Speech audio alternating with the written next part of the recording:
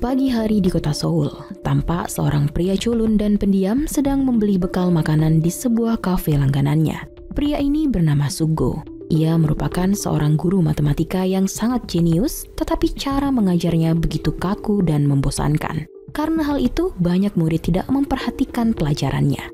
Tetapi Sugo tetap sabar menghadapi kelakuan murid-muridnya. Setiap hari sebelum berangkat mengajar, ia selalu membeli bekal makanannya di kafe yang tadi. Karena sejatinya ia ingin bertemu wanita idamannya yang bekerja di kafe tersebut. Wanita yang bernama Hwasun. Selain bekerja sebagai pelayan di kafe itu, Hwasun ternyata juga merupakan tetangga Sugo.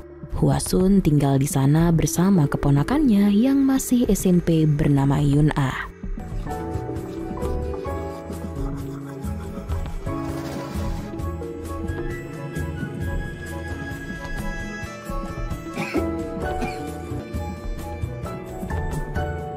Sepulangnya dari bekerja, Hwasun mendapati Yun-ah sedang terbaring sakit. Dan dengan panik, ia segera bergegas ingin membawa Yun-ah ke rumah sakit. Tampak Hwasun tidak kuat membopong Yun-ah sendirian.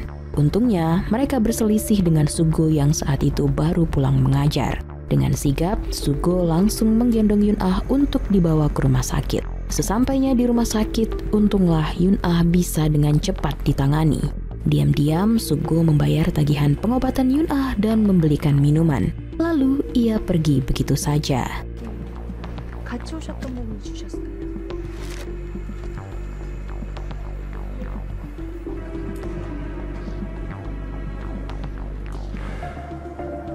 Keesokan paginya, seperti biasa, Sugo singgah untuk membeli bekal makanannya. Dan Hwasun menyerahkan sejumlah uang kepada Sugo sebagai ganti uangnya di rumah sakit kemarin. Selain ahli dalam matematika, ternyata Sugo juga merupakan seorang penyelam yang handal. Ia memiliki kemampuan menyelam di atas rata-rata orang dan selalu menyempatkan waktu untuk latihan menyelam. Setiap berangkat dan pulang bekerja, Sugo selalu melewati rute perjalanan yang sama. Dan uniknya, ia selalu lewat di salah satu terowongan yang dijadikan pemukiman liar para tunawisma. Malam itu, tepatnya di tanggal 8 November, terlihat Hwasun yang sedang menyetrika baju kedatangan seorang tamu.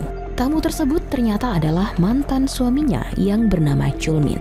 Walaupun sudah bercerai, Chulmin yang dulu selalu melakukan KDRT ini masih selalu meneror kehidupan Hwasun untuk meminta uang.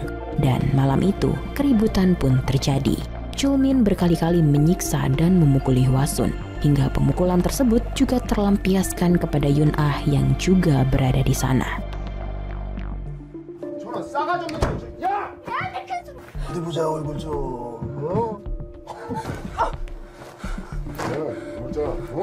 Suara keributan terdengar sampai rumah Sugo yang membuat ia sadar bahwa Hwasun sedang dalam bahaya. Di dalam perkelahian itu, Hwasun merasa takut dan panik apabila Yun-ah akan tersakiti. Dan dengan terpaksa, ia melilitkan kabel setrika ke leher Chulmin.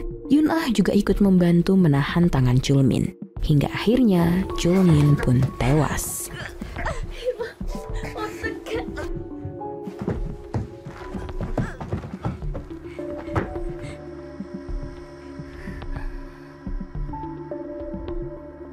Hwasun dengan gemetar tak menyangka bahwa sang mantan suami akan berakhir di tangannya. Bahkan Yun-ah keponakan yang sangat ia sayangi juga terseret dalam pembunuhan tersebut. Sesaat setelah itu, Sugo datang ke rumah Hwasun untuk bertanya apa yang telah terjadi. Hwasun mencoba tenang dan mengatakan tidak ada apa-apa. Ia langsung menutup pintu begitu saja. Hwasun mengambil telepon dan berniat untuk menyerahkan diri ke polisi. Tetapi Yun-ah bersikeras bahwa ia juga harus menyerahkan diri karena ia juga terlibat. Hwasun pun langsung memeluk Yun-ah dan melarangnya agar tidak menyerahkan diri. Hwasun meminta Yun-ah untuk berpura-pura tidak tahu apa-apa. Dan seketika bel rumah mereka kembali berbunyi. Setelah dilihat, ternyata itu masih Sugo, dan tanpa basa-basi, ia langsung mengatakan bahwa ia akan membantu. Hwasun terkejut karena Sugo ternyata mengetahui semuanya. Akhirnya, Hwasun pun bersedia menerima bantuan dari Sugo. Tapi terlebih dahulu, Sugo meminta banyak informasi Salah satunya terkait diri Chulmin. Lalu, ia juga memeriksa benda-benda yang dibawa Chulmin.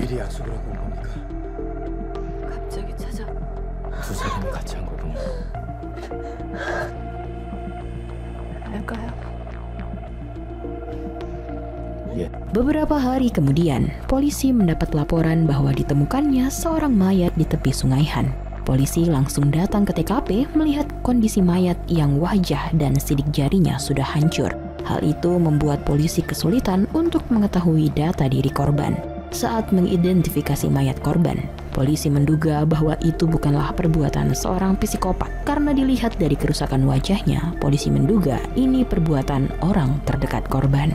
Di sekitar TKP, polisi mendapati sebuah sepeda.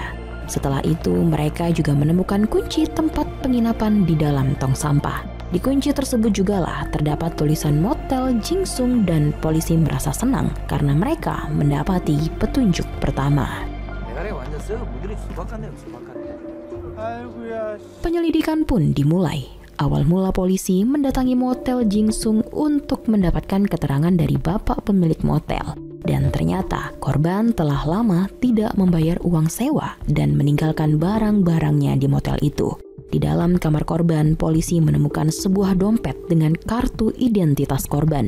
Pemilik motel mengatakan bahwa ia kurang tahu apa ada orang yang baru-baru ini mengunjungi korban karena ada begitu banyak tamu yang masuk ke motelnya, sehingga membuat ia tidak dapat mengenali mereka satu persatu. Dari kartu identitas korban, polisi mendapati bahwa korban bernama Chulmin yang berusia 36 tahun. Hasil otopsi juga menyatakan DNA rambut yang ditemukan di motel sesuai dengan DNA korban.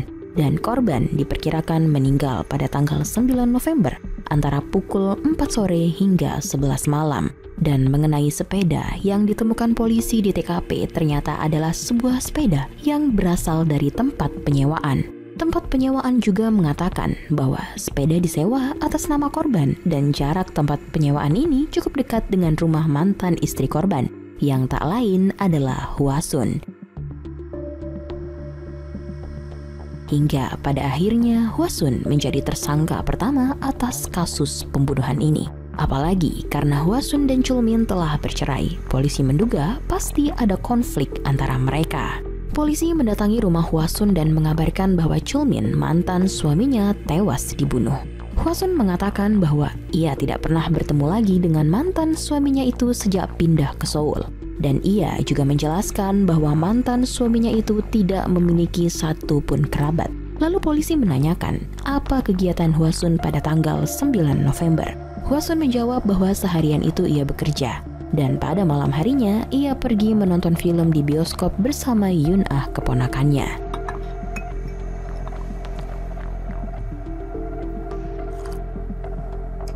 손을 왜 그러세요? 언제요? 며칠 전에. Beberapa jam setelahnya, Sugo menelpon Hwasun menggunakan telepon umum. Dan Hwasun mengatakan semua keterangan yang diberikannya kepada polisi tadi sesuai dengan apa yang telah Sugo perintahkan. Setelah itu, Hwasun diminta untuk menyimpan tiket bioskopnya, sebab kemungkinan nanti akan diminta oleh polisi. Dan Sugo mengatakan kepada Hwasun agar tidak menyimpan tiketnya di dompet, tetapi membuangnya ke tempat sampah, supaya tidak menimbulkan kecurigaan polisi. Sesuai dengan dugaan, polisi pun datang kembali ke rumah Hwasun untuk meminta bukti tiket bioskop tersebut. Dan dengan tenang, Hwasun mengambilnya dari tempat sampah seolah-olah ia telah membuang tiket itu. Tetapi salah seorang polisi yang kita panggil sebagai Detektif Joe masih menyimpan kecurigaan terhadap Hwasun. Insting tajam Detektif Joe meyakini ada yang janggal. Ia merasa Hwasun adalah pelakunya. 살해 동기가 확실하잖아. 가는 전선줄로다가 죽을 때까지 이렇게 잡아당기면 당연히 분리수거된 전단지에서 티켓이 나왔다. 이건 너무 완벽하잖아. Detektif Joe lalu meminta keterangan kepada para tetangga dan tibalah mereka di rumah Sugo. Sebuah kebetulan, ternyata Sugo adalah teman SMA Detektif Joe.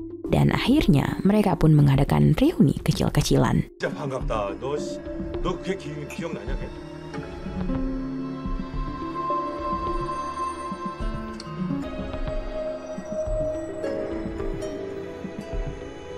Sugo lalu memberitahu Hwasun bahwa Detektif Jo merupakan teman sekolahnya. Kemudian, Detektif Jo menyelidiki rekaman CCTV yang ada di bioskop, dan dari rekaman CCTV itu memang terlihat bahwa pada malam tanggal 9 November Hwasun dan Yun-ah menonton film di bioskop. Karena hal itu, penyelidikan polisi pun menemui jalan buntu. 내 친구랑 짠건 아니지. Dan komandan kepolisian marah karena penyelidikan yang dibuat anak buahnya tidak menghasilkan apa-apa.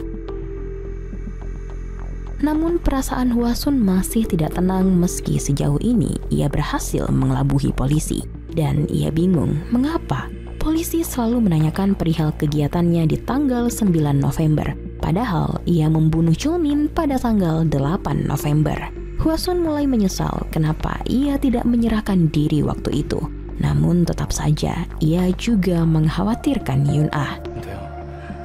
거짓말 같은 거 할 필요 없으니까. Esok harinya, Hwasun menjalani proses penyelidikan yang terakhir, yaitu tes deteksi kebohongan. Penyidik langsung menanyakan semua yang terjadi pada tanggal 9 November, dan hasil tes poligraf yang otomatis keluar menyatakan bahwa Hwasun tidak berbohong. 아니요. 다시 말해서 가게에서 김철민과 11월 9일에 영화를 보셨다고 했는데 사실인가요? 그날 단 한 번도 마주친 적이 없다는 말입니까? Tetapi, Detektif Jo yang mengawasi jalannya tes langsung memasuki ruangan itu dan dengan emosional bertanya, apakah Hwasun yang membunuh Chulmin? Dengan panik, Hwasun menyangkal pertanyaan itu. Tiba-tiba, alat tes mendeteksi bahwa jawaban Hwasun adalah bohong. Tetapi, jawaban tersebut dianggap tidak sah karena Hwasun sedang berada di bawah tekanan. 오케이! 백화선 씨! 당신 김철을 죽였어? 그럼 조심히 들어가세요. 야, 창문아! 야! 야, Pada malam harinya, Hwasun dan Yun-ah makan malam dengan tenang dan bernafas lega karena semua tes telah dilaluinya. Hwasun telah jauh dari semua tuduhan. 먹자. 유나야. Lanjut, keesokan paginya, Sugo membeli bekal makanan di kafe tempat Hwasun bekerja. Ada yang berbeda dari bekal makanan hari itu karena ada kotak lain yang berisi shell dan kertas catatan ucapan terima kasih dari Hwasun sebab Sugo telah membantunya. Sugo pun menikmati makan siangnya dengan hati yang gembira. Ia berhasil membuat sang pujaan hati terhindar dari jeratan hukum. 맥그너스 하나 주세요. 네.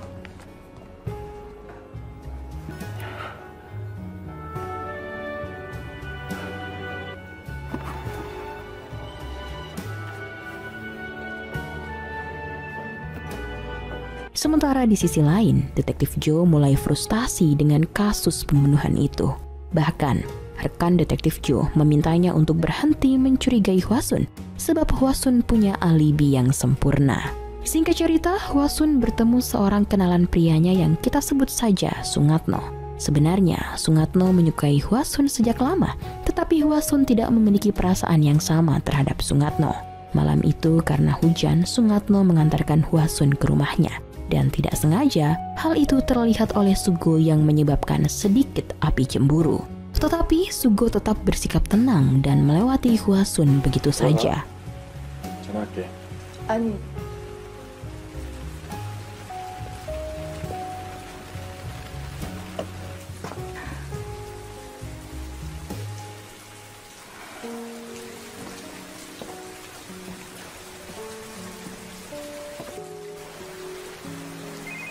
Untuk menenangkan pikirannya, Detektif Jo mampir ke rumah Sugo dan mereka mengenang masa-masa saat di SMA.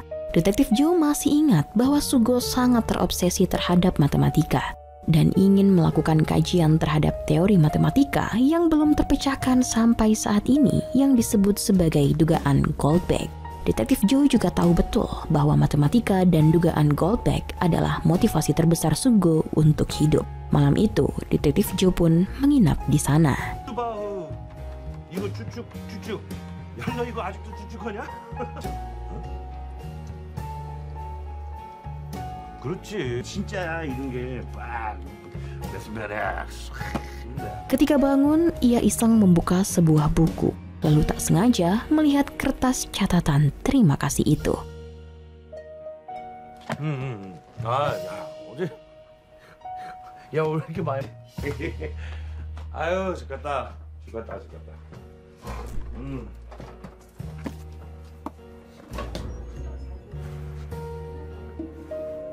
Mereka lalu berangkat kerja bersama. Mereka melewati terowongan dan Detektif Joe melihat salah seorang tunawisma mencoba mengatakan sesuatu. Tetapi Detektif Joe tak terlalu menanggapinya. Seperti biasa, Sugo membeli bekal di kafe Hwasun, namun kali ini bersama Detektif Joe. Hwasun pun sedikit terkejut melihat detektif itu lagi. Tapi Detektif Joe menjelaskan kedatangannya kali ini hanya ingin membeli bekal makanan.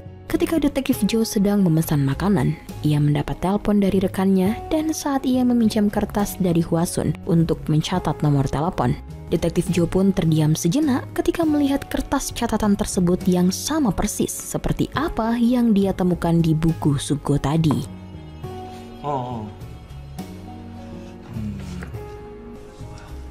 야, 너는 뭐 먹냐?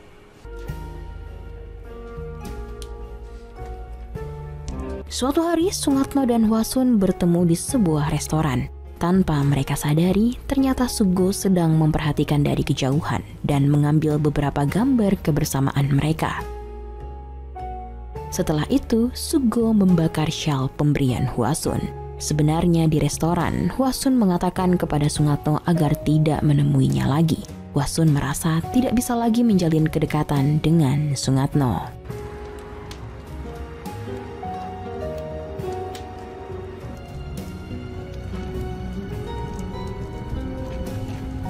Pada akhirnya, Detektif Joe mendapati sebuah fakta bahwa Sugo tidak masuk kerja pada tanggal 9 sampai 11 November. Dan hal itu membuatnya menaruh curiga terhadap teman lamanya itu. 내 시험 문제 난이도 탐문하러 온 건 아닐 테고. 네 이상해? 너같이 정확한 놈이 그 여자 사람을 죽였어.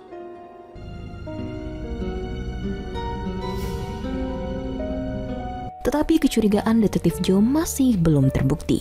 Ia lalu meminta rekannya untuk mengecek kembali pakaian korban di ruangan barang bukti dan didapati petunjuk baru bahwa barang-barang yang digunakan korban seperti celana dan sebagainya itu lebih besar dari barang-barang milik Chulmin yang ditinggalkannya di motel tempat ia menginap.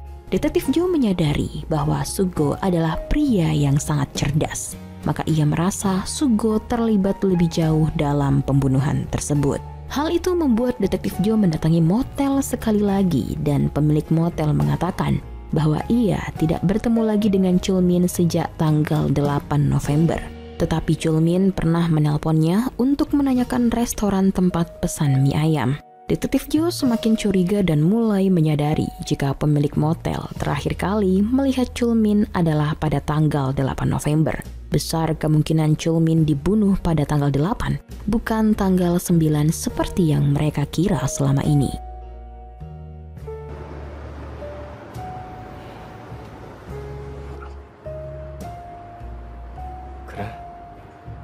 Scene berpindah, Sungatno menemui Hwasun dan memberikan foto-foto yang dikirim ke tempat kerjanya. Hwasun langsung bisa menebak bahwa orang yang telah jahil tersebut adalah Sugo. Seolah Sugo sedang menebar teror agar Sungatno jangan mendekati Hwasun. Hwasun tersulut emosi dan salah paham terhadap Sugo. Malam itu juga ia pergi ke rumah Sugo dan melepaskan pakaiannya. Ia mengira Sugo tidak tulus dalam membantunya dan dari hal itu ia juga sadar bahwa tidak ada yang gratis di dunia ini. Tetapi di luar dugaannya, Sugo terlihat diam saja dan menyuruhnya untuk pulang. 맘대로 해. 이렇게 숨막히게 어떻게 살아?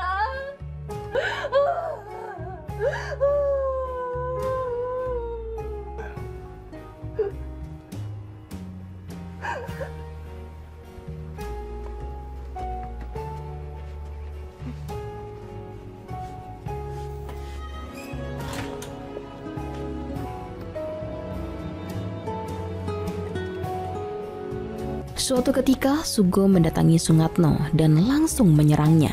Karena hal itu ia ditangkap dan ditahan atas laporan penyerangan.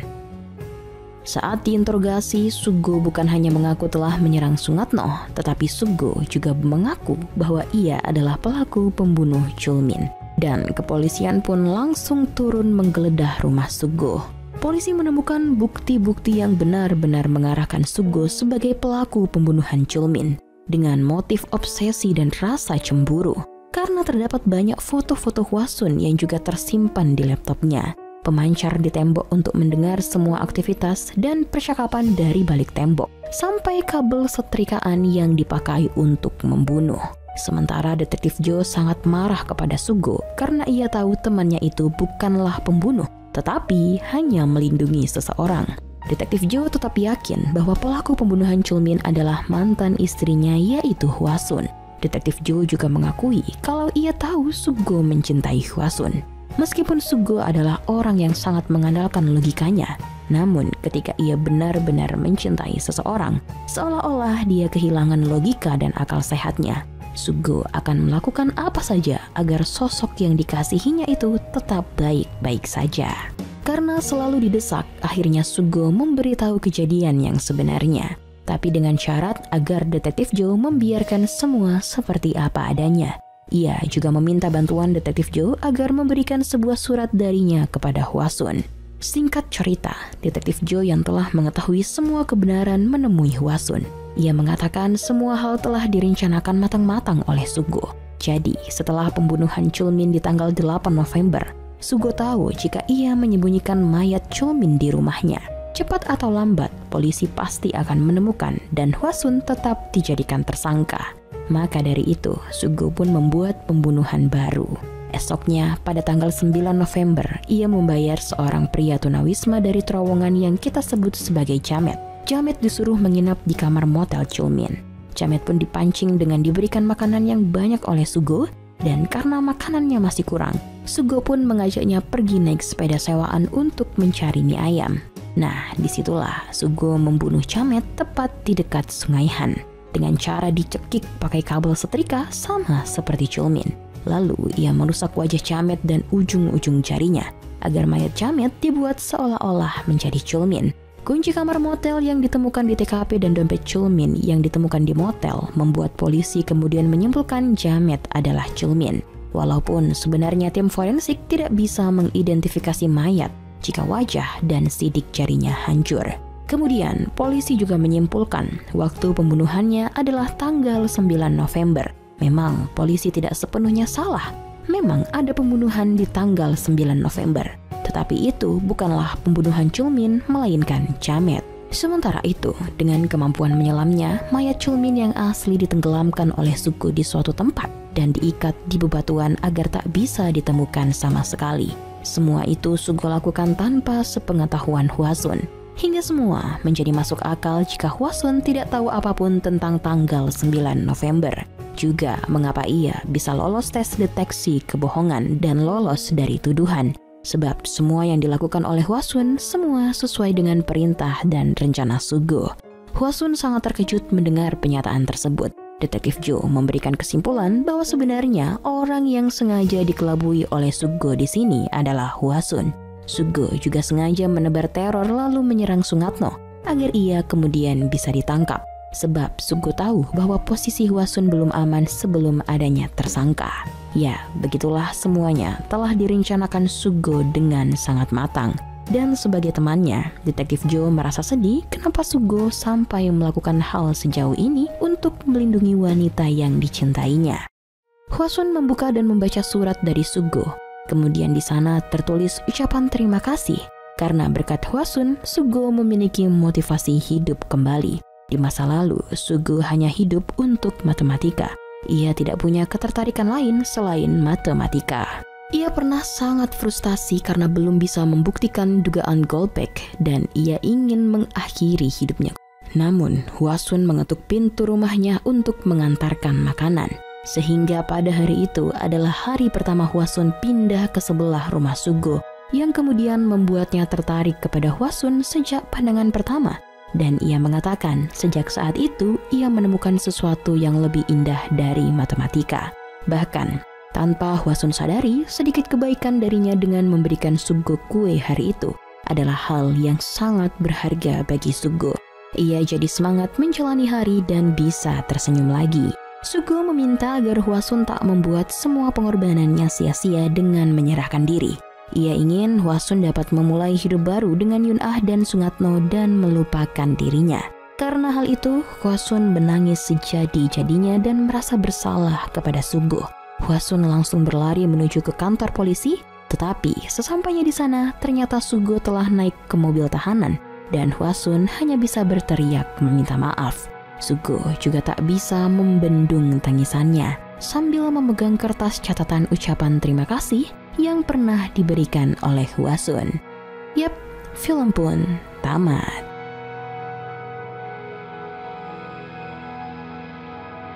이거 저희 이모가 만든 건데요. 맛은 장담 못해요.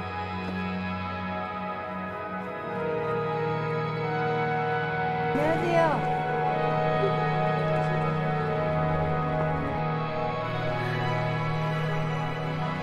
당신이 행복해지잖아.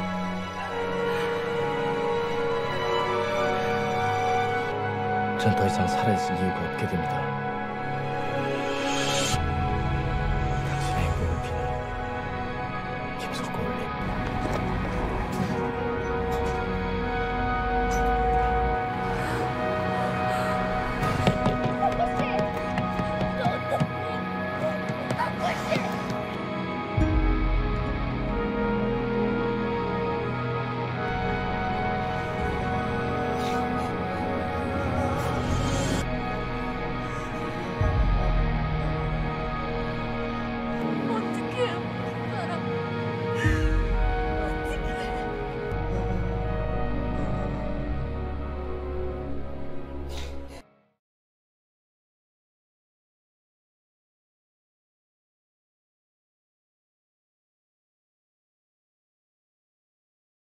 Film diawali dengan menampilkan seorang wanita yang lompat jatuh dari gedung pencakar langit.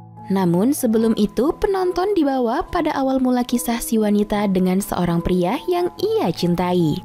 Di sebuah distrik yang cukup ramai terlihat seorang pria berlari kencang diiringi dengan teriakan jambret dari seorang ibu. Saat itu seorang wanita yang bernama Kyun-jin baru keluar dari swalayan. Wanita cantik bin Kocha ini bekerja sebagai seorang polisi. Mendengar teriakan ini, jiwa patriotismenya terpanggil dan langsung mengejar pria yang berlari kencang di depannya. Menyadari dirinya dikejar oleh Kyun-jin, si pria berkata bahwa dia bukan pencurinya. Tapi Kyun-jin sudah lebih dulu meringkusnya dan membawanya ke kantor polisi.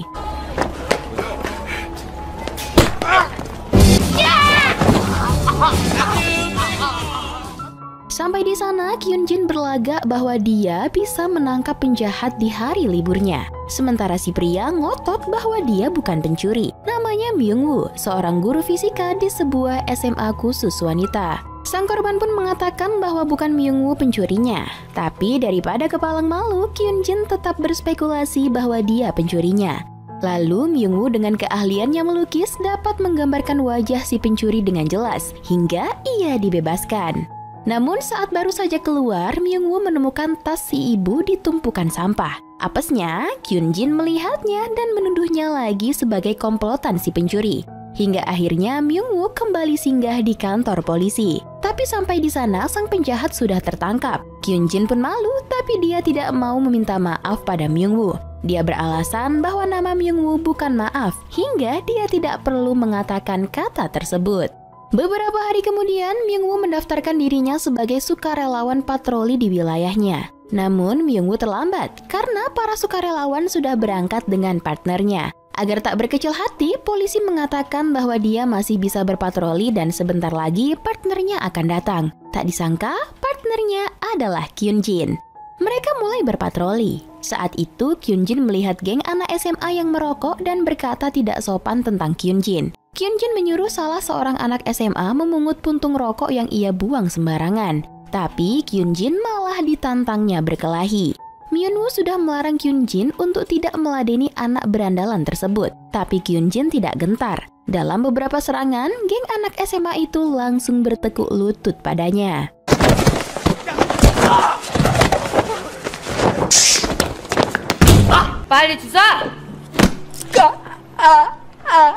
Baru saja menyelesaikan satu kasus patroli, Myung-woo sudah dibuat deg-degan lagi karena Kyun-jin melihat dua orang pria di sebuah gang gelap. Kyun-jin berkata bahwa pria di sebelah kiri adalah pengedar. Paham dengan maksud Kyun-jin, Myung-woo mencoba kabur. Tapi Kyun-jin memborgol tangan mereka satu sama lain agar bisa menangkap bandar narkoba bersama-sama. Mereka mulai membuntuti si bandar. Walau begitu, Myung-woo seperti teraniaya karena Kyun-jin sangat cepat hingga membuat borgol di tangannya tertarik sakit. Sampai di sebuah gudang, Kyun-jin langsung meringsek masuk dan menyuruh si bandar menyerah. Ternyata dugaan Kyun-jin meleset. Di dalam gudang terdapat dua kelompok gangster bersenjata. Awalnya Kyun-jin pikir ia akan ditembak. Ternyata mereka malah saling tuduh-menuduh tentang siapa yang memanggil polisi. Akhirnya terjadi baku tembak dan tersisalah satu ketua gangster. Saat akan menangkap, ternyata polisi telah mengepung tempat ini. Bandar yang mereka ikuti tadi ternyata adalah polisi undercover yang sedang menyamar. Ia sangat marah pada Kyun-jin dan Myung-woo karena telah merusak rencana besar mereka. Tapi Kyun-jin cuek, tidak mau memberi komen. Kasus selesai, Myung-woo meminta kunci untuk melepaskan borgol di tangan mereka. Ternyata kunci hilang dari saku Kyun-jin. Agar tangan mereka tak saling sakit karena tarik-menarik, Myung-woo berinisiatif menggenggam tangan Kyun-jin sampai ke kantor polisi. Apesnya, kunci borgol mereka juga tidak ada di sana. Akhirnya malam itu mereka terpaksa tidur bersama dengan tangan terborgol. Lucunya, saat pagi hari, Kyun-jin terbangun dalam keadaan setengah sadar. Ia dengan santai melepas borgol di tangannya untuk menggaruk tengkuknya, lalu memasangnya lagi tanpa ia sadari. Sejak hari itu, mereka resmi berkencan. Kyun-jin datang ke sekolah Myung-woo dan mengakui pada semua murid bahwa mereka berkencan. Saat Myung-woo ke rumah Kyun-jin, ia mengetahui bahwa ternyata Kyun-jin adalah anak kembar. Kyun-jin bercerita bahwa saudaranya telah meninggal karena sebuah insiden kecelakaan saat bertukar peran dengan dirinya. Malam selanjutnya, Myung-woo menelpon Kyun-jin yang sedang berdinas mengejar komplotan penculik. Myung-woo mengetahui keberadaan Kyun-jin saat ini. Ia segera mengejar ke tempat yang dimaksud. Penculik terlihat. Myung-woo berencana menyelamatkan si korban. Konyolnya, ia malah terjepit di sebuah dinding sempit hingga tak bisa bergerak. Penculiknya juga sepertinya amatiran. Ia ikut masuk ke dalam dinding sempit dan alhasil ikut terjepit bersama Myung-woo. Saat itulah Kyun-jin datang meringkus si penculik. Tapi Kyun-jin keheranan saat melihat Myung-woo juga ada di sana. Beberapa hari kemudian, Myung-woo dan Kyun-jin liburan bersama ke sebuah desa di kaki bukit. Myung-woo sangat suka menikmati semilir angin. Ia bahkan berujar pada Kyun-jin jika dirinya mati nanti dan Kyun-jin merasakan angin, itu adalah dirinya. Malam harinya mereka menginap di rumah seorang nenek. Di sana Kyun-jin menceritakan sebuah legenda tentang arti menautkan jari kelingking. Myung-woo pun bertanya apakah Kyun-jin akan seperti putri dalam legenda tersebut yang akan ikut mati bersama pangerannya. Namun Kyun-jin malah mengejek Myung-woo seolah pertanyaan itu adalah sebuah bercandaan.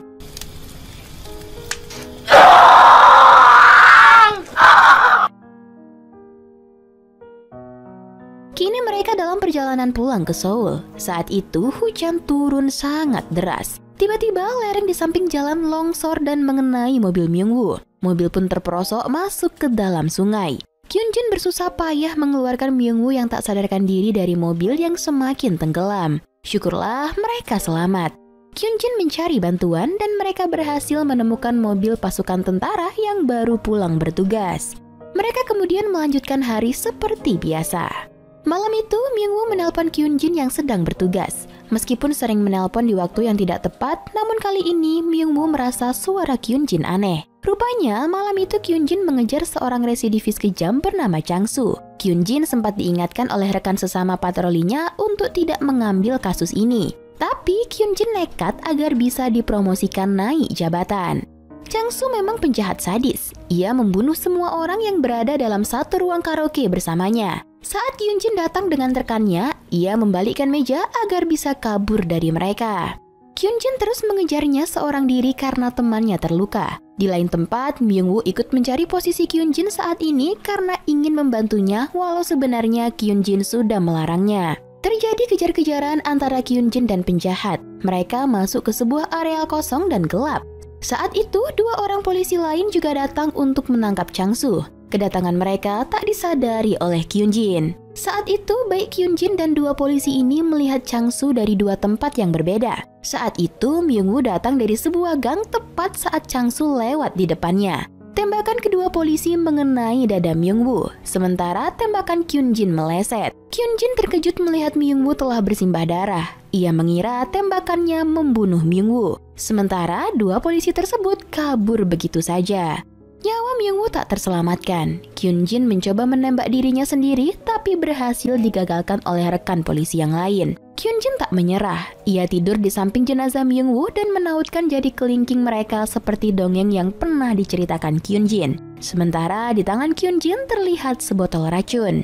Upaya Kyunjin bunuh diri dengan minum racun tak juga berhasil, karena ia berhasil diselamatkan tepat waktu. Akhirnya, Kyunjin berdiri di sebuah gedung pencakar langit seperti adegan di awal film. Bedanya, percobaan pertamanya gagal sebab ada 2 remaja laki-laki yang meminta uang Kyunjin, tapi tak melarangnya untuk bunuh diri. Mereka sampai berkata-kata mesum pada Kyunjin hingga membuat Kyunjin kesal dan mengejar mereka sampai turun gedung.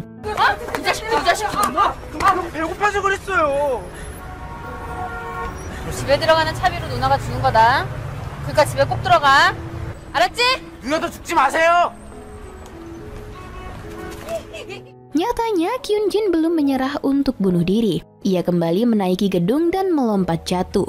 Namun di bawah gedung sedang ada perayaan konser dengan balon-balon yang dilepaskan ke langit. Kyunjin jatuh di sebuah balon besar yang terbang terbawa angin hingga dirinya terselamatkan. Saat turun gedung, Kyunjin teringat perkataan Myungwoo. Jika kau merasakan angin saat aku tidak ada, maka itu adalah aku. Itulah kira-kira perkataan Myungwoo saat itu. Di langit, Kyunjin melihat pesawat kertas terbang di atasnya. Kyunjin mengikuti pesawat tersebut dan berakhir di rumahnya. Di sana, Kyunjin tersadar bahwa pesawat kertas ini adalah potongan majalah yang Myungwoo buat saat mereka beres-beres rumah. Kyunjin kini tahu bahwa Myungwoo berada di dekatnya. Lantas, Kyunjin membuat banyak baling-baling kertas agar dia dapat merasakan kedatangan Myungwoo. Beberapa saat kemudian, atas keberaniannya, Kyunjin mendapat promosi untuk bekerja di kantor pusat. Ia dipasangkan dengan polisi Kim, salah satu polisi yang ada saat penembakan Myungwoo.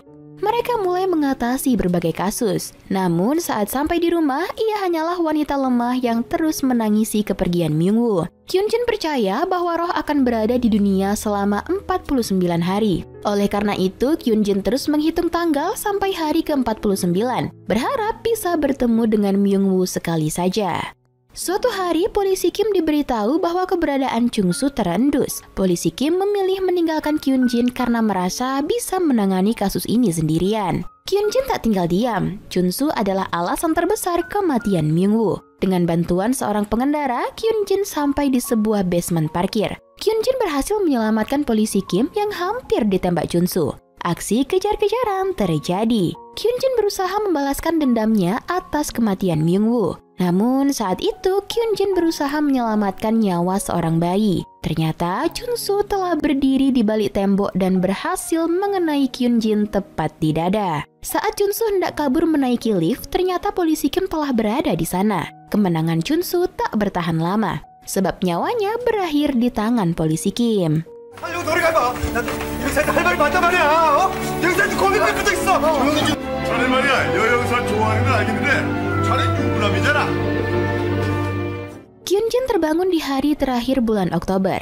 Dia melihat keluar jendela, nampak pesawat kertas Myungwoo melayang di sana. Kyunjin mengejarnya dan sampai di rumahnya. Saat itu seluruh baling-baling di rumahnya tertiup angin. Tak lama kemudian, Myungwoo menampakkan dirinya di belakang Kyunjin. Myungwoo bersyukur bisa bertemu Kyunjin sebelum dia pergi selamanya. Myungwoo juga berpesan bahwa saat Kyunjin mendengar dirinya berbisik di dalam angin, Kyunjin akan bertemu seseorang yang mirip dengan dirinya. Lalu Myungwoo pun pergi untuk selamanya.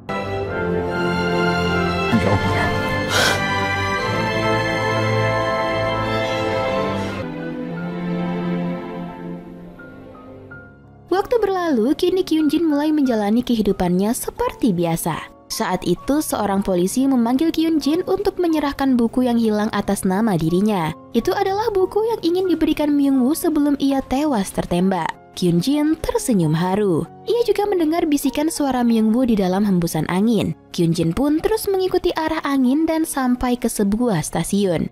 Saat kereta akan lewat, seseorang menariknya mundur karena ia terlalu maju. Kyun Jin melihat pria ini dan merasakan lagi bisikan Myung Woo. Inilah pria yang dimaksud Myung Woo. Kyun Jin dan pria ini saling tersenyum. Lalu dengan begitu, film pun tamat.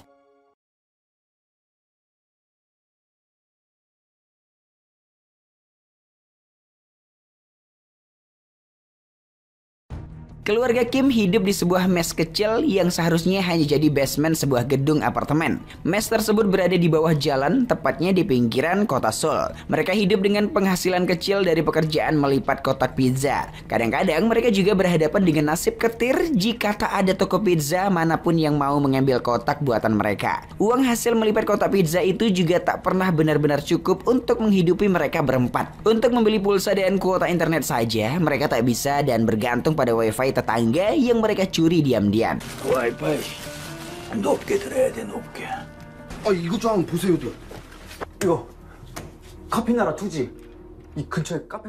Ki-woo adalah anak pertama yang menjadi tumpuan hidup keluarga itu, sebab ayahnya yang bernama Kim Gi-taek yang tidak terlalu cakep. Suatu hari, Ki-woo didatangi temannya yang bernama Min Hyuk. Ia datang membawa batu landscape pemberian ayahnya sebelum meninggal untuk Ki-woo. Seperti bapak-bapak kolot pada umumnya ya kan, baik ayah Min Hyuk ataupun Gi-taek justru percaya pada mitos bahwa batu berbentuk unik seperti itu bisa membawa banyak rezeki ke rumah pemiliknya. Kedatangan Min Hyuk tak hanya membawa rezeki berupa batu, tapi juga lowongan pekerjaan untuk Ki-woo. Ia meminta Ki-woo untuk menggantikannya menjadi tutor bahasa Inggris seorang siswi SMA bernama Dahye. Ia adalah anak perempuan keluarga Park. Diketahui Min Hyuk akan pergi kuliah ke luar negeri dan ia tak rela siapapun menggantikannya mengajar murid lesnya yang cantik itu. Karena itulah ia meminta sahabatnya Ki-woo yang polos yang menggantikannya. Min Hyuk percaya bahwa Ki-woo tak akan macam-macam pada murid favoritnya itu.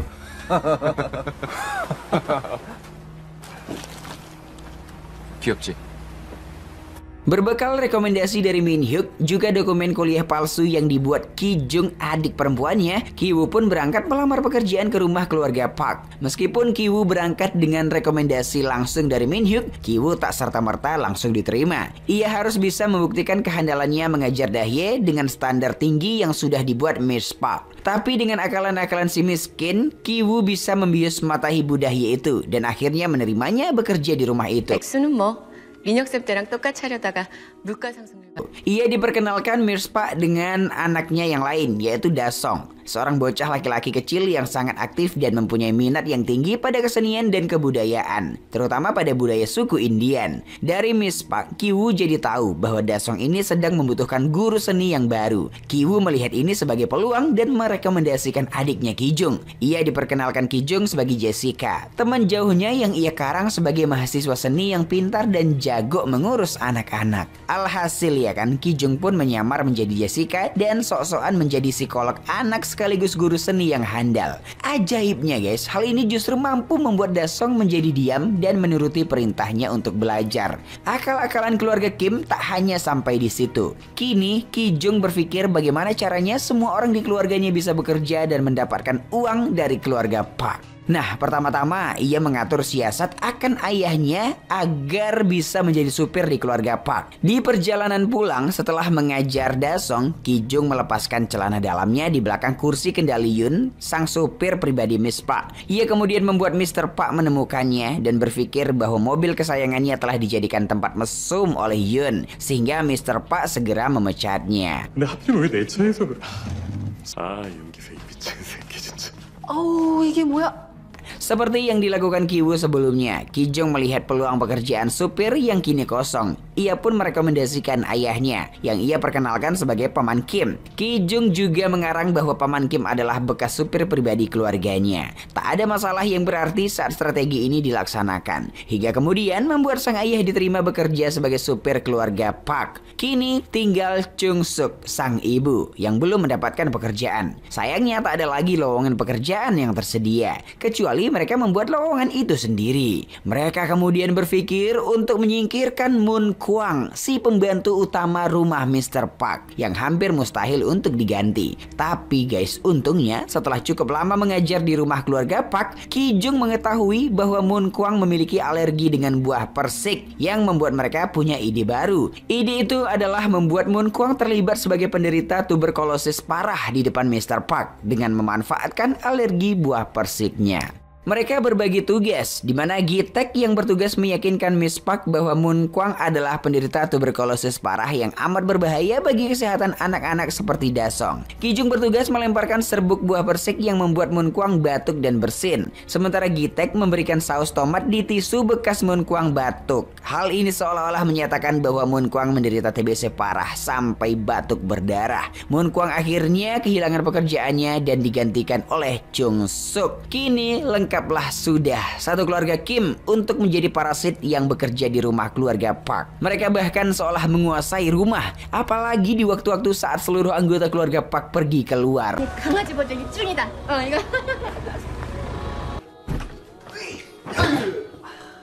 물 하나 줄까? 텔레파시 땡큐. 제가 특별히 하나 더 섞어드리겠습니다.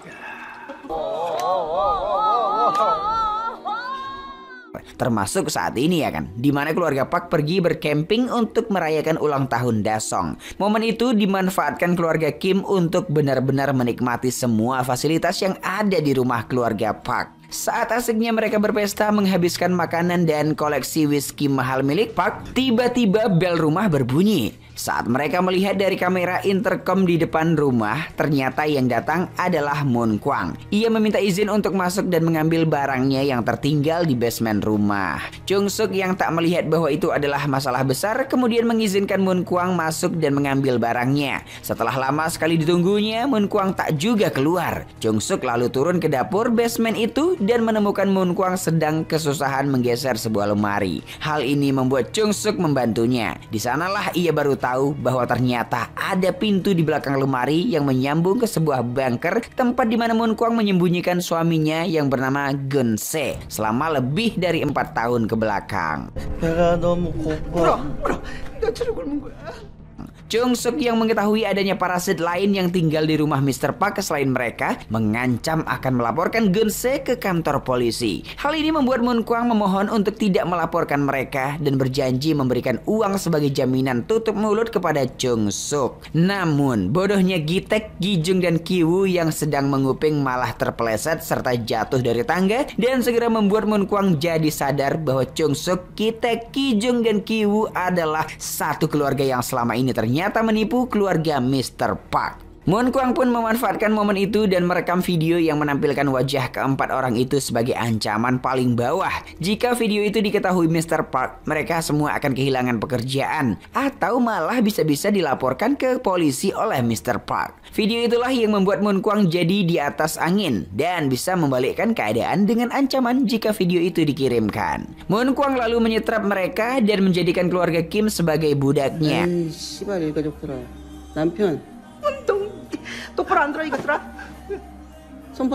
Tapi di suatu kesempatan, keluarga Kim bisa melakukan perlawanan. Mereka melumpuhkan Moon Kwang dan Gun Se, lalu mengambil alih handphone itu dan segera menghapus videonya. Tapi di saat yang bersamaan, Miss Park nelpon ke rumah dan mengabari bahwa ia akan segera sampai di rumah dalam 8 menit ke depan. Dalam 8 menit itulah keluarga Kim punya untuk membereskan semua kekacauan, termasuk menyeret turun Gun Se dan Moon Kwang ke bunker rumah Mr. Park.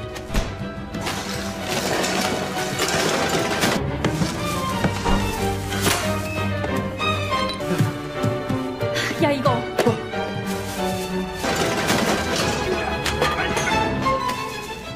Bahkan belum 8 menit berlalu, keluarga Park sudah tiba dan membuat mereka semua bersembunyi karena tak sempat kabur. Di beberapa kesempatan, mereka hampir bisa kabur dari rumah Mr. Park, tapi selalu gagal. Gitek, Ki Jung, dan Ki Woo bahkan bersembunyi di bawah meja ruang tamu Mr. Park. Di sana pun mereka harus mendengar obrolan suami istri, Mr. dan Miss Park yang sedang bermesraan. Tak hanya obrolan mesum, mereka juga mendengarkan Mr. Park dan Miss Park yang menertawai bau badan Gitek yang mirip bau lobak busuk. Di sini Ki-taek tak bisa meluapkan kemarahannya atau persembunyian mereka akan terbongkar. Mereka pun akhirnya baru bisa keluar ketika Mr. dan Miss Park tertidur dan membuat mereka terpaksa berlarian di tengah malam. Saat berlari itu hujan pun turun dengan derasnya. Hujan itu bahkan berhasil merendam semua barang-barang di rumah mereka dan menjadikan seisi rumah seperti kolam air kotor yang merendam ranjang serta barang-barang milik mereka.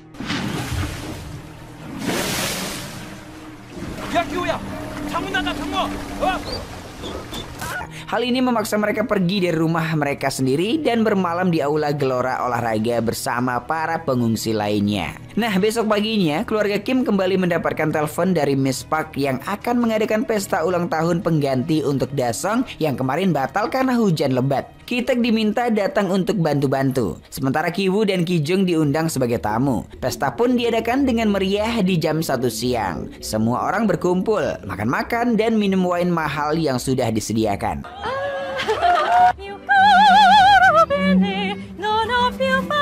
Di sana Ki-woo malah membawa batu landscape-nya turun ke bunker rumah Mr. Park. Di sana ia menemukan Moon Kwang yang ternyata tewas terkena pendarahan otak akibat perkelahian mereka sebelumnya. Langkah Ki-woo itu segera dimanfaatkan Geun-se untuk mengikat lehernya dan melakukan pembalasan atas apa yang diterima istrinya, yaitu sebuah hantaman keras batu landscape ke kepala Ki-woo. Para tamu dan keluarga Park tak tahu apa yang sudah terjadi di bunker mereka. Geun-se lalu menutup kembali pintu bunker dan menghadiahi Ki-woo satu hantaman batu lagi di kepalanya. Geun-se lalu pergi ke atas, mengambil pisau dapur dan berjalan ke tengah kerumunan tamu dengan akal yang sudah hilang. Ia ingin membalaskan dendamnya atas kematian Moon Kwang terhadap para pelaku pembunuh istrinya, yaitu seluruh keluarga Kim yang tersisa.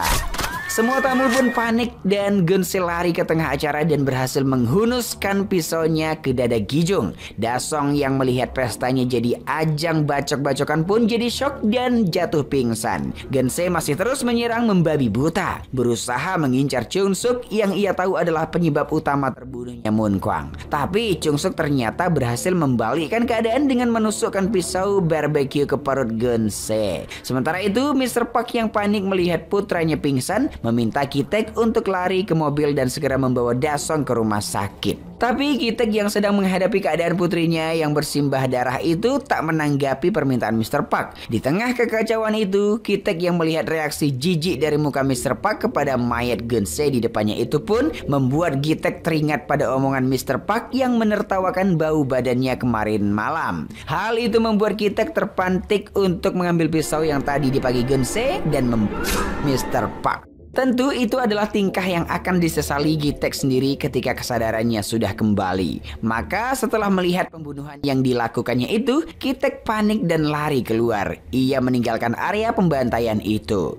Waktu lompat ke beberapa saat setelahnya, di mana kita diperlihatkan kepada Ki-woo yang ternyata masih selamat pasca 2 kali dihantam batu landscape. Ia mendapatkan operasi yang kemudian bisa membuat keadaannya membaik dari kondisi geger otak itu. Setelah pulih, Ki-woo harus mendatangi pengadilan atas semua yang dilakukannya bersama keluarganya kepada keluarga Mr. Park, yang kemudian membuat ia dan Chung-suk hanya mendapatkan hukuman masa percobaan. Lalu kemana Ki-jung dan Ki-taek? Jawabannya ada di scene berikutnya yang menunjukkan bahwa Ki-jung tak berhasil selamat setelah tragedi penikaman itu. Sementara Ki-taek masih diketahui menghilang dan terus dicari-cari polisi. Rumah Mr. Park sendiri ternyata tak perlu waktu lama untuk laku dijual. Rumah itu dijual kepada sepasang orang Jerman yang baru datang ke Korea. Ki-woo seringkali mengamati rumah itu dari bukit untuk mengingat kembali pertemuan terakhirnya dengan Ki-jung dan Ki-taek. Meskipun itu juga berarti adalah memori tragedi yang pahit untuk bisa diingatnya. Di suatu kesempatan, Ki-woo memperhatikan lampu di rumah itu berkedap-kedip dengan ritme teratur yang membuat Ki-woo tahu bahwa itu adalah sebuah kode bersandi Morse. Ia yang dulunya adalah anak pramuka berusaha mengartikan sandi Morse itu. Dan dari sanalah ia mengetahui bahwa itu adalah pesan yang memang ditujukan untuknya dari Ki-taek. Yap guys, Ki-taek ternyata tersembunyi di bunker rumah Mr. Park. Di dalam pesannya itu, Ki-taek menyampaikan kabarnya yang masih bisa makan dengan layak dengan mencuri makanan di kulkas si pemilik rumah baru. Ia juga mengatakan bahwa Moon Kwang juga telah ia kuburkan dengan layak. Ki-taek menyampaikan salam sampai jumpanya kepada Ki-woo dan berharap mereka masih bisa bertemu kembali di masa depan. Mengetahui itu, Ki-woo pun berusaha membalas pesan ayahnya dan menuliskan janjinya untuk terus bekerja keras sampai ia sukses dan bisa membeli rumah itu. Sehingga nantinya Ki-taek bisa bebas. Dengan janji Ki-woo yang kita tahu hampir mustahil itu, film Parasite pun tamat. 저는 오늘 계획을 세웠습니다. 그럼 이만.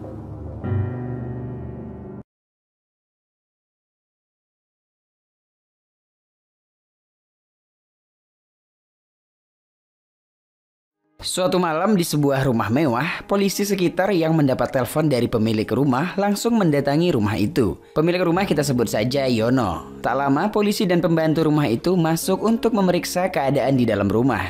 Dengan kagetnya mereka, Yono dan istri sudah tergeletak dengan bersimbahan darah di sana. Sang istri tampak sedang memegang sebilah fajra dan terdapat dupa juga di sana. Ya, kayak sesajen gitulah ya. Namun tiba-tiba polisi dikagetkan dengan bangunnya istri pemilik rumah itu. Istrinya ini kita sebut saja Lasmi. Di scene berikutnya, tampak pasangan suami istri lagi ngecek kandungan sang istri. Suaminya yang seorang jaksa bernama Liang Wenchao, yang biasa dipanggil dengan Jaksa Chow, dan sang istri yang seorang polisi bernama Abao. Setelah dari sana, mereka memeriksakan keadaan Jaksa Chow yang saat ini mengidap kanker tulang akut. Jika penyebaran sudah sampai ke otak, dokter kemudian menawarkan ada teknologi restorasi RNA yang dapat memulihkan gangguan saraf otak. Habis dari sana, mereka pun pulang.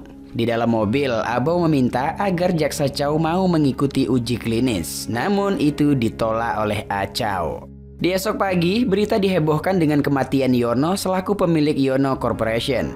Lasmi juga tampak diamankan oleh pihak kepolisian.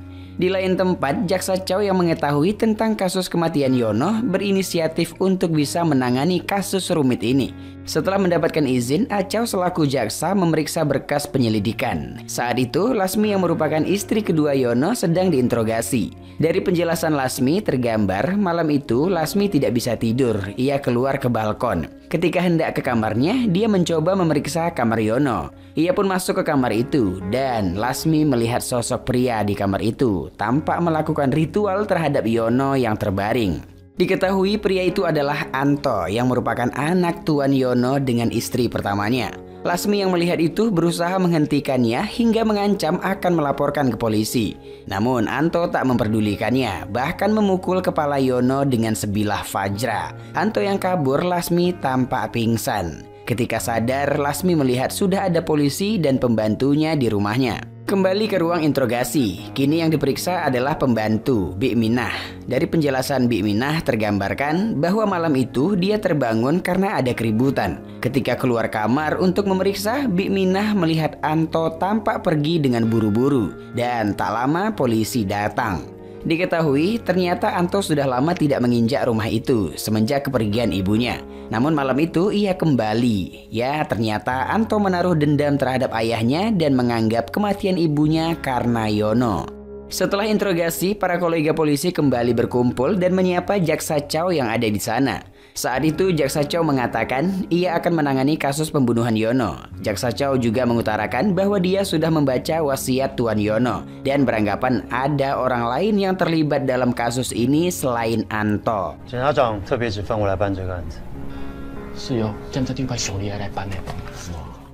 Di hari berikutnya, Abao kembali memeriksa seseorang. Yap, seorang dokter bernama Pak Tumiran untuk mengklarifikasi surat wasiat Tuan Yono. Dalam surat wasiat itu, semua aset akan diwarisi, yang pertama kepada Lasmi dan yang kedua kepada Pak Tumiran sendiri. Mendengar itu, Pak Tumiran membenarkan hingga berkata mungkin itu penyebab Anto ingin membunuh ayahnya. Setelah itu, Bik Minah kembali diperiksa untuk menanyakan perihal ibu kandung Anto yang bernama Jumi. Diketahui ternyata Jumi mengalami depresi berat setelah melahirkan Anto karena Yono sama sekali tidak pernah menyentuh Jumi dan selalu mendapati rambut wanita di pakaian suaminya. Bik Minah juga mengungkapkan karena perselisihan orang tua, Antolah yang paling menderita sebagai anak. Melihat Anto semakin dewasa dan semakin mirip dengan Yono membuat Jumi suka memukul Anto sang anak. Kemudian Jumi meninggal. Saat pemakaman, Yono datang supaya terlihat baik di depan media. Bik Minah juga berkata semua pemakaman Jumi ditanggung oleh Pak Tumiran.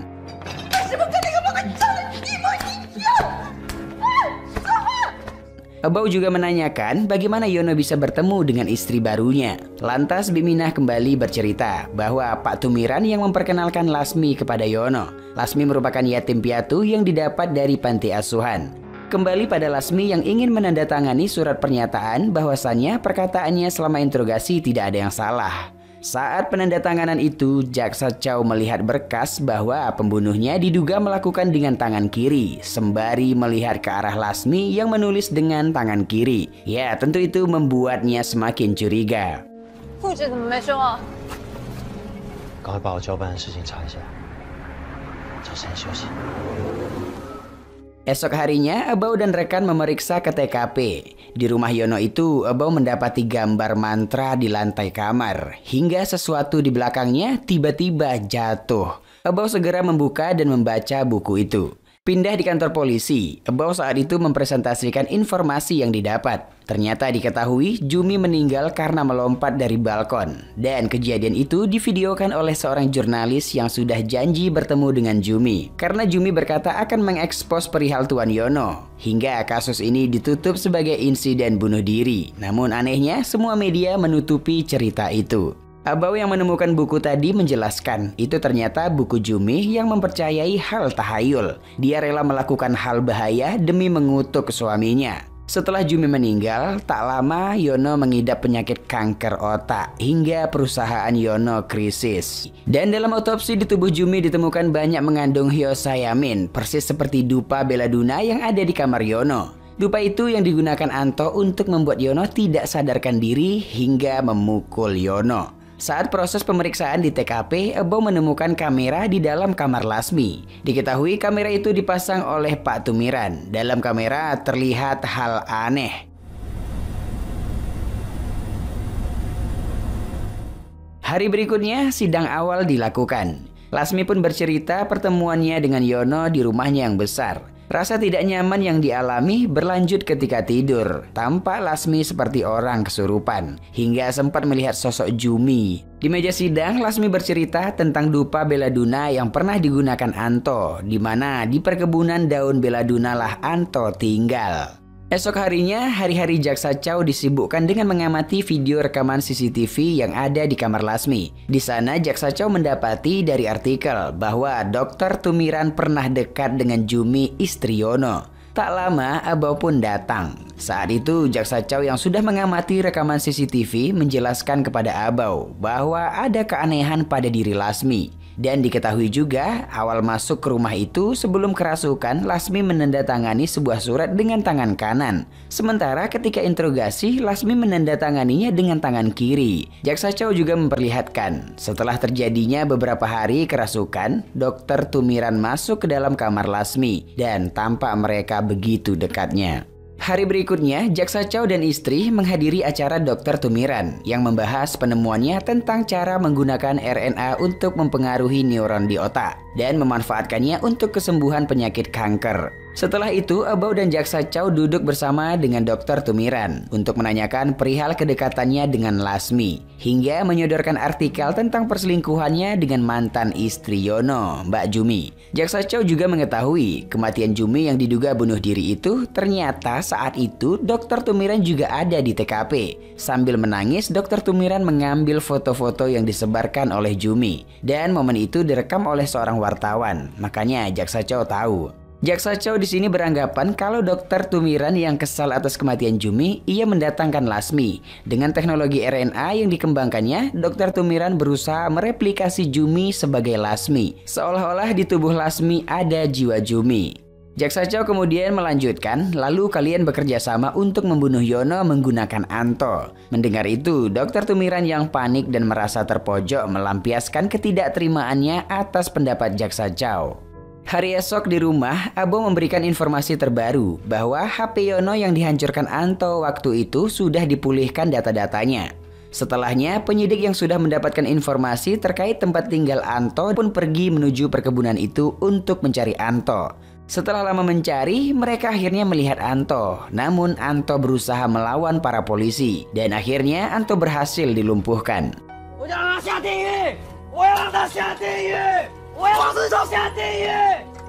Habis dari sana, Anto dan Lasmi didudukkan bersama oleh penyidik. Anto kemudian menceritakan, hari itu Anto datang ke rumah lagi berniat untuk memberikan penghormatan pada ibunya yang telah meninggal. Di dalam rumah, Anto diberi surat oleh Lasmi, yaitu surat perpisahan dari mendiang ibunya. Sementara di ruang interogasi, Lasmi yang ketakutan bersikap aneh, seolah dia adalah Jumi, ibunya Anto. Lasmi yang berjiwa Jumi itu mengatakan kalau dia melihat Yono sudah terbakar di neraka dan memuji kinerja anaknya yang sudah berhasil membunuh Yono. Pindah di rumah Pak Jaksa, Chow dan istri sudah mendapatkan bukti yang konkret dan tertuju pada Anto yang diduga adalah pelaku. Tampak mereka bingung dengan hukuman yang akan dijatuhkan, sebab Anto masih sangat muda. Tak lama Jaksa Chow tiba-tiba tumbang. Dengan segera Abau membawa Jaksa Chow ke rumah sakit. Dokter mendiagnosis bahwa kanker yang diderita Jaksa Chow sudah menyebar ke otak. Di ruang rawat itu tampak keadaan Jaksa Chow sudah sangat memprihatinkan. Abau yang masih setia menunggu mengatakan bahwa besok akan dilakukan operasi restorasi RNA. Sementara di tempat lain tampak Lasmi yang sudah dibebaskan dikunjungi oleh Dokter Tumiran. Ya, tampak mereka sangat dekat sekali. Kondisi Jaksa Chow yang jauh dari kata baik, dia masih saja sempat untuk memikirkan kasus pembunuhan itu di ruang rawatnya. Di tengah kecurigaannya, Jaksa Chow melihat sebuah folder yang mencurigakan. Folder rekaman dari HP Yono yang sudah dipulihkan waktu itu, ternyata di bagian akhir rekaman itu Abau memotongnya. Diketahui bagian akhir rekaman itu ternyata Lasmilah yang membunuh Yono. Ya, setelah mendapat kabar kalau kanker sang suami sudah menyebar ke otak, Abau berusaha mengunjungi Dokter Tumiran agar dokter itu melakukan operasi restorasi RNA untuk Jaksa Chow. Tentu saja setelah mendengar fakta itu, Jaksa Chow marah kepada Abau karena telah membiarkan seorang pembunuh lolos. Namun itu semua dibantah oleh Abau. Dia tak peduli, yang penting Jaksa Chow bisa hidup lebih lama apapun dia lakukan. Scene kemudian berganti. Setelah Lasmi dibebaskan, tersebar kabar bahwa Dokter Tumiran berusaha untuk membunuh Lasmi. Dokter Tumiran berusaha mengambil alih semua aset miliknya. Jaksa Chow yang mengamati proses interogasi itu, ia mengingat suara rekaman, seolah ada sesuatu yang janggal. Lalu ia meminta pada rekannya untuk menyiapkan surat wasiat dan buku mantra Jumi yang waktu itu. Jaksa Chow melihat tanda tangan Yono yang sama saat Lasmi menandatangani formulir ketika kremasi kematian Yono. Akhirnya, hal yang diasumsikan Jaksa Chow benar, bahwa Yono lah yang ada di dalam tubuh Lasmi. Yap, perlahan kasus pun hening.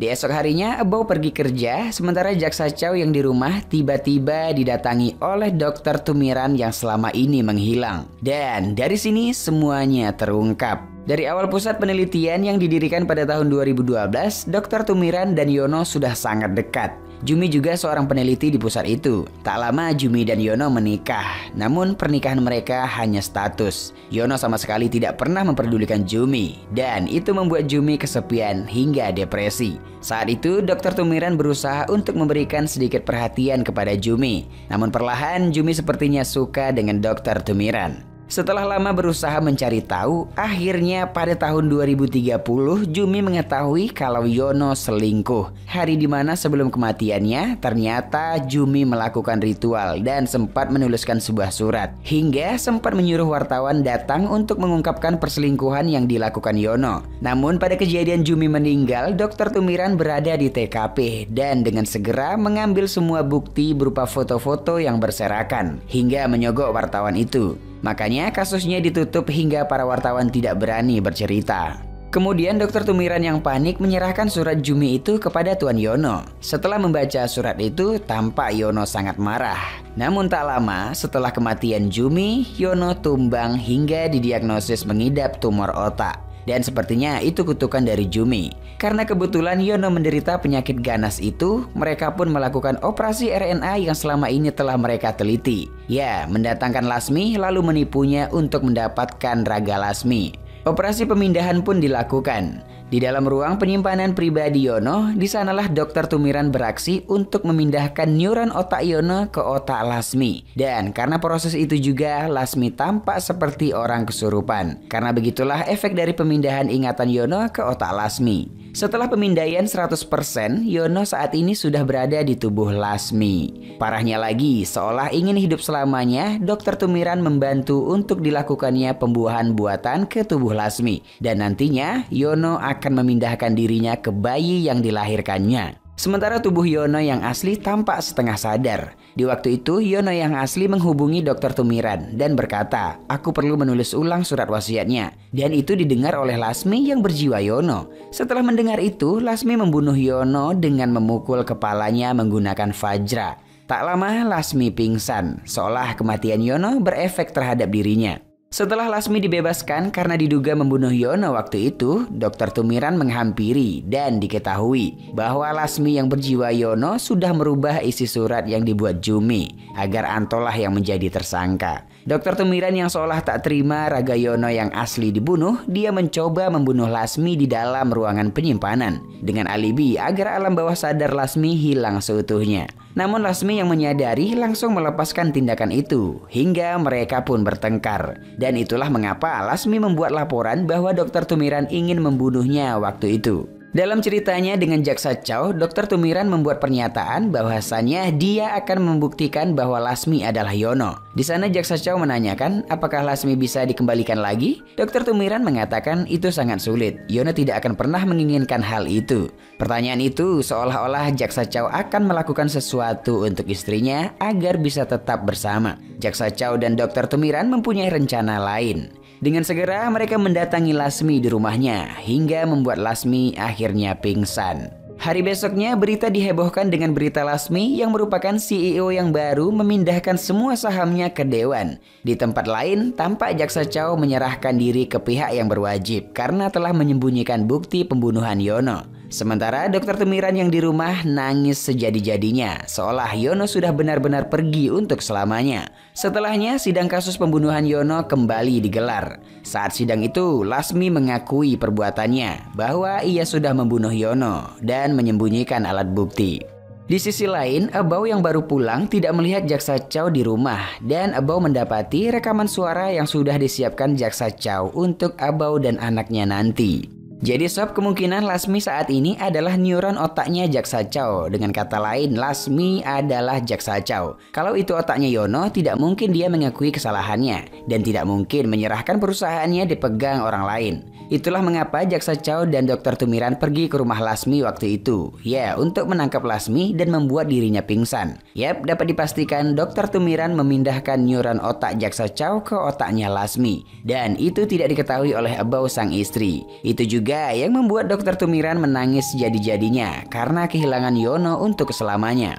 Scene berpindah beberapa hari kemudian. Abau ternyata mengakui juga atas kesalahannya yang menyembunyikan alat bukti. Abau pun berada di penjara saat ini. Namun di penjara itu, Lasmi juga ditahan di penjara yang sama. Cerita diakhiri dengan pertemuan mereka di dalam penjara. Tampak Lasmi yang berjiwa Jaksa Chow melakukan apa yang sering dilakukan Jaksa Chow dulu, menyentuh kening Abau. Ya, dengan begitu cerita pun selesai. Nah, kita coba ulas sedikit. Arwah Jumi yang diceritakan kembali mengganggu karena tidak terima atas perselingkuhan sang suami. Menurut Mimin itu tidak ada, itu hanya akibat depresinya saja. Makanya Lasmi yang terkesan kesurupan arwah Jumi berkata kepada Anto bahwa kinerja Anto sangat bagus setelah membunuh Yono. Jadi yang bicara itu sebenarnya adalah jiwanya Yono yang sudah masuk ke dalam tubuh Lasmi. Dan dia berbicara seolah-olah itu adalah Jumi, agar penyidik yang memeriksa saat itu menilai kalau Anto lah pelakunya.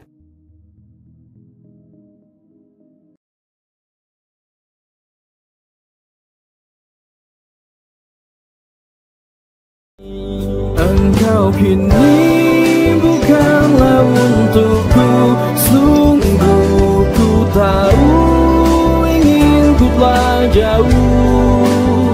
Cukup sudah kau lupakanlah masa-masa itu, saat dulu aku di hatimu.